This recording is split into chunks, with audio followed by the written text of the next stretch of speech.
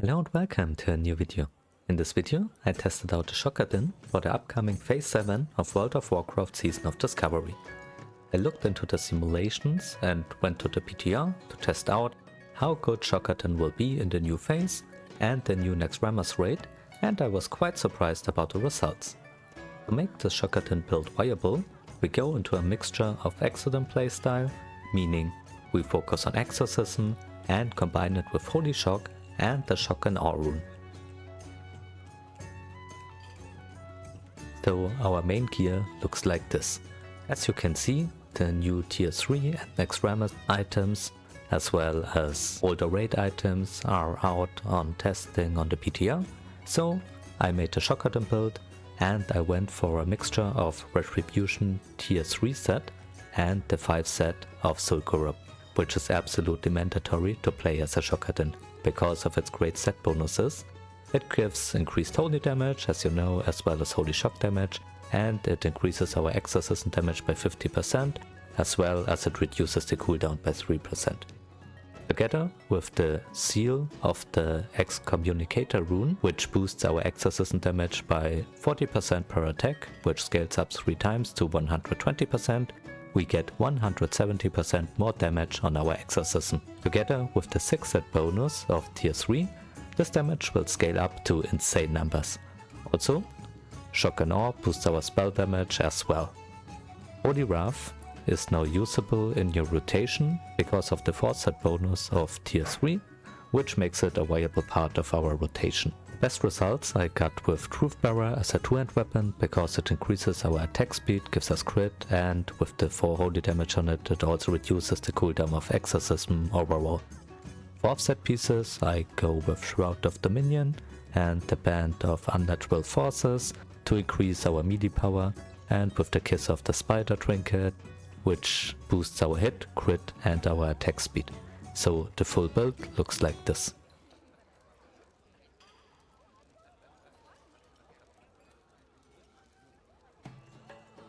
Libram of Sanctity is necessary because we don't have Sanctity Aura, as you will see in our talents.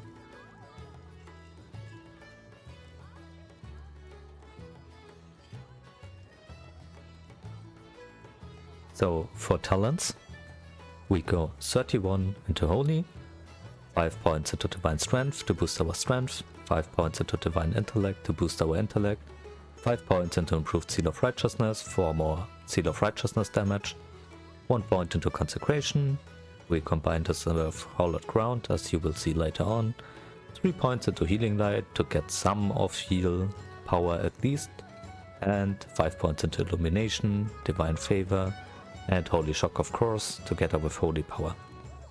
We skip the Protection tree because we won't get any points for this, but we go into Retribution with 5 points into Benediction to reduce our mana cost, 2 points into Improved Judgment to decrease our Judgment, 3 points into Improved Seal of the Crusader, we always judge this, 3 points into Vindication to reduce the attack power of the target and increase our attack power as well, 5 points into Conviction for 5% more crit, and 2 points into Pursuit of Justice because we all like movement speed. For runes, on the head rune we go with Wrath, this will boost the damage of all our spells we use anyway. On the back rune we go with Shock and Awe. With this we gain 200% of our intellect as spell damage for 1 minute after we cast Holy Shock, which you will see in the rotation is really good for our build. On the chest rune we go with Hallowed Ground, we won't have time to press Divine Storm, so we will just go with Hallowed Ground, and with this we get some passive off healing for our melees in our group. On wrist we go Purifying Power, of course this reduces the cooldown of our exorcism and Holy Wrath, and with this Holy Wrath will be on no cooldown at all. On hands we go Crusader Strike, we need mana and this gives us mana as well as a button to press to reduce our exorcism cooldown. On waist you might be a bit surprised, but we go Chef of Light here instead of Infusion of Light, because we go with 6 pieces of the Retribution set, which has insane numbers of strength and other stats for melee, and we go with a 2-hand. This is our way better rune here.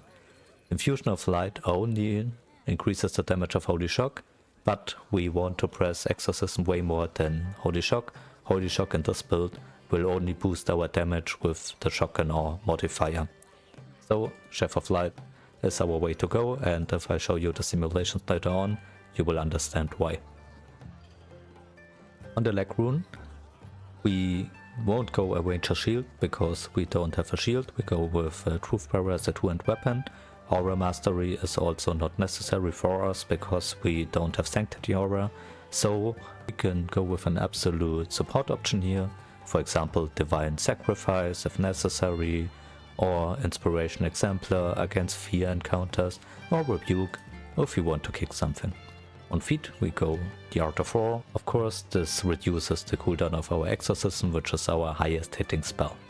On rings we go Holy Spec and Meditation.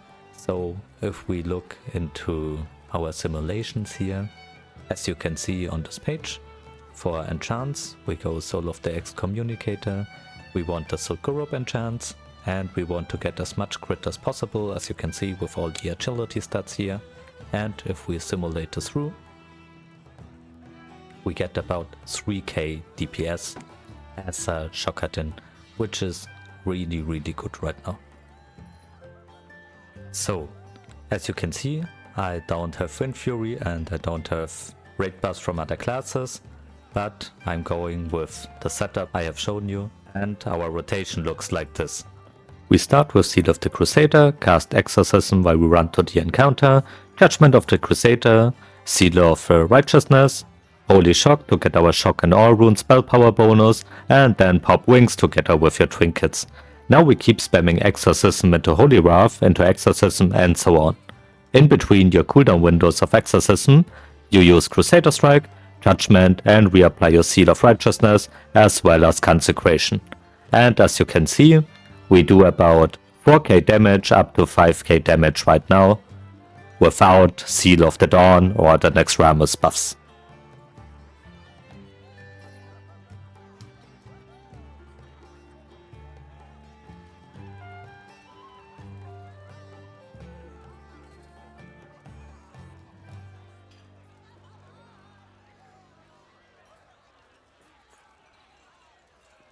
So with this setup we get nearly 5k DPS without Wind Fury and without the Sanctified bonus you get from being inside of Naxxramas, which looks really strong in my opinion. So what are my final thoughts about Shockadin on Phase 7? I was absolutely surprised how strong this feels. The old Shockadin playstyle was a mixture of Exodin anyway, and it is way more fun to play as Exodin in my opinion. Our damage is actually really good, and this doesn't even feel like a meme spec anymore. Our scaling is also really high with Sanctified Gear, and our high modifiers on Exorcism will probably be really strong. I think it will fall off over other classes with more Sanctified Gear option. We are forced to use the 5 set of Sulgurub, so it won't be as strong anymore later on, but I think it's still a really fun way to play the Paladin class. It's a pure damage spec now, and our healing is limited to Hallowed Ground as passive off healing. Of course we can throw in a Holy Shock or a Holy Light in between, but we are mainly damage dealers now and no longer hybrids in my opinion. But in a normal raid setup, you healers shouldn't have a problem anyway to heal your raid up. I think it's a really cool way of playing the Paladin, and I had a lot of fun testing this out, and I can't wait to get my hands on the gear to play it on the live version of the game. So, what do you think about Shockadin of Phase 7?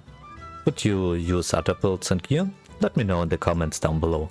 I hope you enjoyed this video, thanks for watching, and if you found this useful, consider to like and subscribe for more World of Warcraft Season of Discovery content.